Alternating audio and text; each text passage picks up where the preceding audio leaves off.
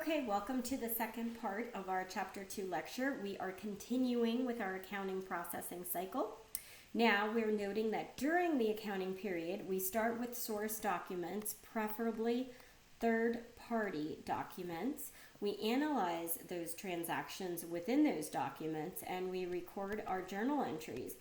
And these journal entries are posted to our general ledger. Now this happens during the course of the month as money exchanges hands. Then at the end of the month, I like to say this is where our analytics come in, and we run an unadjusted trial balance where hopefully our debits equal our credits in our unadjusted trial balance. Then we produce our adjusting journal entries.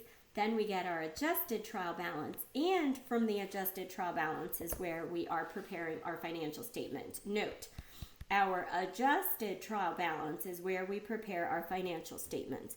We start with the income statement, then we move to the statement of retained earnings, then we prepare the balance sheet, and lastly, we prepare the statement of cash flows.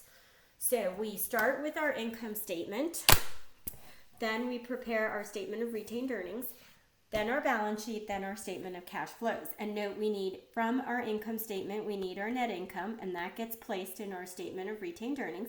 Remember, our statement of retained earnings has beginning balance plus net income minus dividends equals your ending balance of retained earnings. Then that amount is entered in your balance sheet as part of your retained earnings or your owner's equity.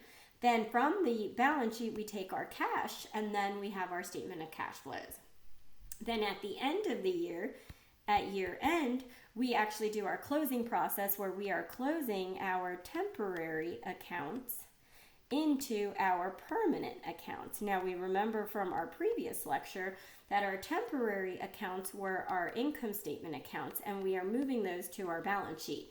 Now note that this happens at year end, so if you have a calendar year end where it ends on December 31st, then on January 1st, you would have all your income statement accounts would have a zero balance. You've closed them into retained earnings.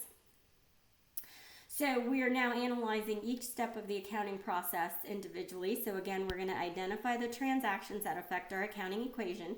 Remember, our accounting equation is our assets equal liabilities plus owner's equity. That's on our balance sheet. We take our source documents, which we like that to be third-party documents, hopefully coming from another source. We analyze the transactions for a dual effect, debits equal credits. So now as we look through each of the transactions that we had previously, we're going to look at them from the accounting equation, right? Assets equals liabilities plus owner's equity, or ALO. Now here we see that we invested $50,000 to open our law firm, so we have $50,000 in cash, and then we have our owner's equity of $50,000. And note our number one. This would normally be depicted with a date in our general journal entries. Now we have a single line, note that right here, then we have our subtotal. Moving on to our next transaction where we borrowed $40,000 from a bank and signed a note payable, we add $40,000 to our cash, and then we also now have a new liability account, notes payable. Again, the two signifying the transaction. We do a single line and add it, and notice everything should equal, debits equal credits. And then our third transaction is our supplies that were purchased on account. So we add our supplies to our assets, and we add our accounts payable because we purchased them on account. Again, single line, and then we subtotal it. We perform services on account for $10,000. So our assets increase accounts receivable by $10,000, and so does our revenue increase. So now we have our owner's equity, which our revenue is affected by. Again, single line to show our subtotal, and then we add them. Everything ties. We add after each transaction to make sure that our debits equal our credit and everything is tying out. In our fifth transaction, we actually paid cash of $5,000 to our employees. So now we see our credit to cash on this side, and then we see our debit to salaries expense on our owner's equity. So now you'll see that in a negative fashion. So we are subtracting cash and we are subtracting or debiting from our owner's equity. And again, everything ties out.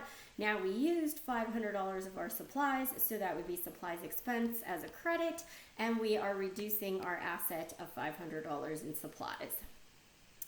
And we paid $1,000, on account to our vendor. So now again, our cash is going down, that is a credit, and our accounts payable is a debit, and it is going down, showing that we paid it. And then you see now we have a double line showing that we have completed these transactions. So now we record the transactions in a journal, usually a chronological record, right? So that's date order.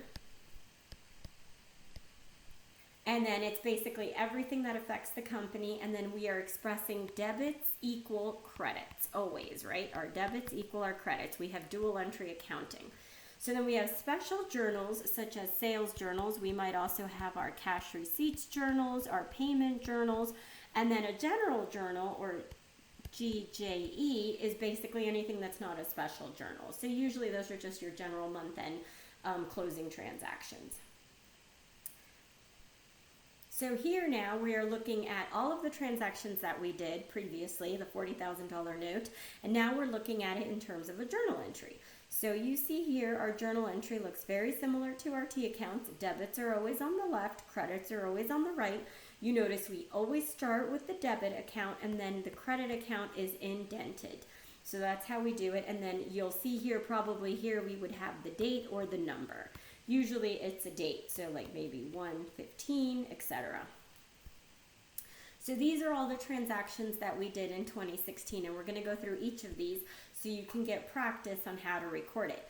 The key here is that you want to make sure that you are not getting bogged down with information that's superfluous and that you don't need to record the entry. So in this case, we have two individuals that invested $30,000 in the corporation, and each investor was just issued 3,000 shares of stock in common stock. That's wonderful. We don't really need any of that information. All we care about is that two people invested $30,000.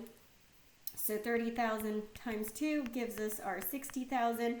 So we have cash and common stock. We weren't given the par value or additional paid in capital, so we don't have to worry about that. We will attend to that in a different lecture. So now we borrowed $40,000 from a local bank, and we signed two notes. The first note was for $10,000, which requires payment of principal and 10% interest in 6 months. The second was for $30,000, and that required payment of principal in 2 years. Interest at 10% is payable each year on July 1st, 2017 and 2018. So this is July 1st, 2016. So what we need to worry about here is that we borrowed $40,000, one note and another note.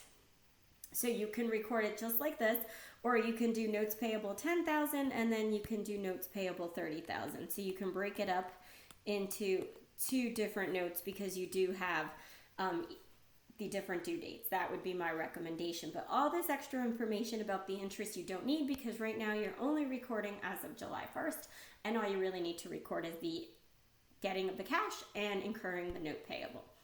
Now we paid $24,000 in advance. That's the key here, for 1 year rent on a storage building. So since we paid it, our cash is decreased. And always note when booking journal entry, what happens to cash first. If cash is involved, figure out what happens to cash. Remember, cash is an asset.